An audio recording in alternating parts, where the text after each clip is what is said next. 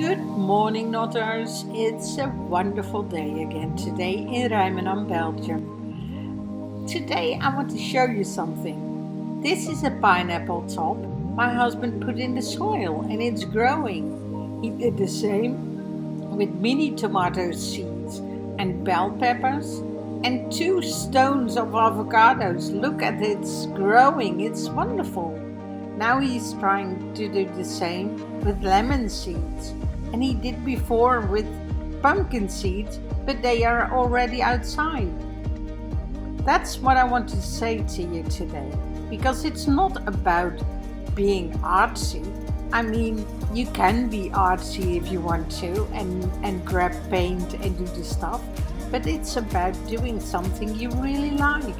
My husband doesn't like artsy stuff and he doesn't like to get dirty with paint, but he truly loves to be in the soil and keep caring about the garden. So that's what he does.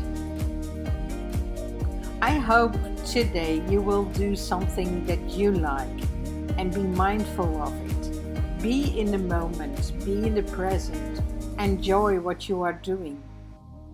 It's not about doing stuff that's really pretty, it's about doing the stuff.